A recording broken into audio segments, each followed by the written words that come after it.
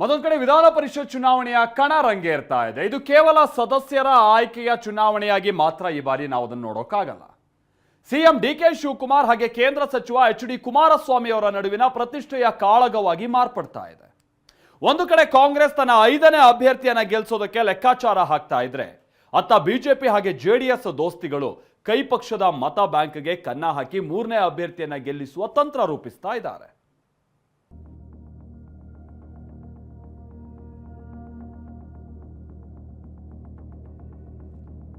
ಪರಿಷತ್ ಕಣದಲ್ಲಿ DK versus HDK ಪ್ರತಿಷ್ಠೆಯ fight.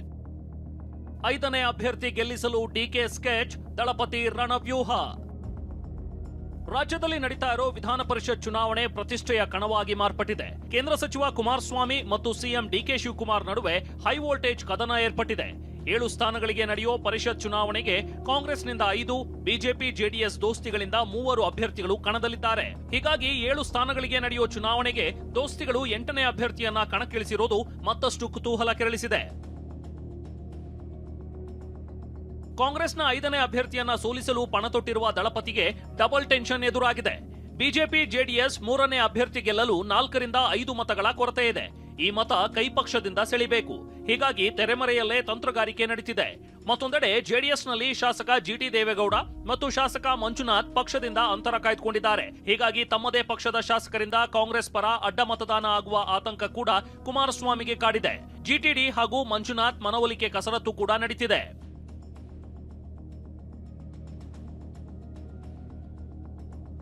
ಇತ್ತ ಡಿಕೆ ಸಿಎಂ ಆದ್ಮೇಲೆ ಮೊದಲ ಅಗ್ನಿ ಪರೀಕ್ಷೆ ಎದುರಿಸ್ತಾ ಇದ್ದಾರೆ. ಕೈ ಪಕ್ಷದ 5ನೇ ಕಲಿ ಗೆಲ್ಲಲು 3 ರಿಂದ 4 ಮತಗಳ ಅಗತ್ಯವಿದೆ. ಬಿಜೆಪಿ ಜೆಡಿಎಸ್ ಶಾಸಕರ ಮತ ಶಿಕಾರಿಗೆ ತಂತ್ರಗಾರಿಕೆ ಹೆಣಿತಿದ್ದಾರೆ ಎನ್ನಲಾಗ್ತಿದೆ. ಈ ನಡುವೆ ಕಾಂಗ್ರೆಸ್ ಅಭ್ಯರ್ಥಿ ಮಳವಳ್ಳಿ ಶಿವಣ್ಣ 4 ಕ್ರಿಮಿನಲ್ ಕೇಸ್ ಮುಚ್ಚಿಟ್ಟಿದ್ದಾರೆ. ಕ್ರಿಮಿನಲ್ ಕೇಸ್ ಅನ್ವಯಿಸಲ್ಲ ಅಂತ ನಾಮಪತ್ರದಲ್ಲಿ ತಪ್ಪು ಮಾಹಿತಿ ನೀಡಿದ್ದಾರೆ. ಈ ಬಗ್ಗೆ ಕ್ರಮ ಕೈಗೊಳ್ಳಿ ಅಂತ ಜೆಡಿಎಸ್ ಅಭ್ಯರ್ಥಿ ಗೋವಿಂದ ರಾಜು ಚುನಾವಣಾ ಆಯೋಗಕ್ಕೆ ದೂರು ನೀಡಿದ್ದಾರೆ. ಈ ಬಗ್ಗೆ ಪ್ರತಿಕ್ರಿಯೆ ನೀಡಿರೋ ಮಳವಳ್ಳಿ ಶಿವಣ್ಣ ಇದೆಲ್ಲ ಹುನ್ನಾರ ಅಂತಿದ್ದಾರೆ.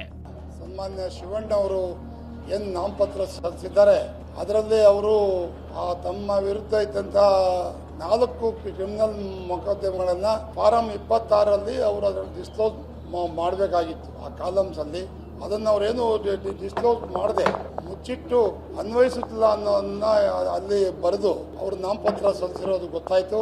ಇದೆಲ್ಲ ಸೋಲಿನ ಭೀತಿಯಿಂದ ಮಾಡತಕ್ಕಂತ ಒಂದು ಹುನ್ನಾರ. ನಾನು ಅಡಗೂರು ಎಚ್ ವಿಶ್ವನಾಥ್ ಮತ್ತು ಎ ಮಂಜುನಾಥರ ಮೇಲೆ ಡಿಫೆಮೇಟರಿ ಕಂಪ್ಲೇಂಟ್ ನ MP MLA ಕೊಟ್ಟು ಫೈಲ್ ಮಾಡಿದ್ದೆ. ಅವ್ರ ವಿರುದ್ಧ ಮಾಡತಕ್ಕಂಥ ಕಂಪ್ಲೇಂಟ್, ಅವ್ರ ಮೇಲೆ ದೇ ಆರ್ ಅಕ್ಯೂಸ್ಡ್, ಆಮೇಲೆ ಕಂಪ್ಲೇಂಟ್. ಅದನ್ನ ನಾನ್ಯಾಕೆ ಮೆನ್ಷನ್ ಮಾಡಲಿ? ಇದು ಓಟ್ ಚೋರಿ ಹೋಗಿ ಈಗ ಸೀಟ್ ಚೋರಿ ಮಾಡಲಿಕ್ಕೆ ಪ್ರಯತ್ನ ಪಡ್ತಾ ಇದ್ದಾರೆ. ಮತ್ತೊಂದೆಡೆ ಕರ್ನಾಟಕದಿಂದ ರಾಜ್ಯಸಭೆಗೆ ಸ್ಪರ್ಧಿಸಿದ್ದ 4 ಅಭ್ಯರ್ಥಿಗಳು ಅವಿರೋಧವಾಗಿ ಆಯ್ಕೆಯಾಗಿದ್ದಾರೆ. ಕಾಂಗ್ರೆಸ್ನಿಂದ ಮಲ್ಲಿಕಾರ್ಜುನ ಖರ್ಗೆ, ಪವನ್ ಖೇರಾ, ಮನ್ಸೂರ್ ಅಲಿ ಖಾನ್ ಹಾಗೂ ಬಿಜೆಪಿಯಿಂದ ಪ್ರೊಫೆಸರ್ ನಾಗರಾಜ್ ಅವಿರೋಧವಾಗಿ ಆಯ್ಕೆಯಾಗಿದ್ದಾರೆ. ಮಧ್ಯಪ್ರದೇಶದಿಂದ ಬಿಜೆಪಿಯ 3 ಅಭ್ಯರ್ಥಿಗಳು ಅವಿರೋಧವಾಗಿ ಆಯ್ಕೆಯಾಗಿದ್ದಾರೆ. ಕಾಂಗ್ರೆಸ್ನ ಮೀನಾಕ್ಷಿ ನಟರಾಜನ್ ಅರ್ಜಿ ತಿರಸ್ಕಾರ ಪ್ರಶ್ನಿಸಿ ಸುಪ್ರೀಂ ಕೋರ್ಟ್ನಲ್ಲಿ ಕಾಂಗ್ರೆಸ್ ಅರ್ಜಿ ಸಲ್ಲಿಸಿದ್ದು ನಾಳೆ ವಿಚಾರಣೆ ನಡೆಯಲಿದೆ.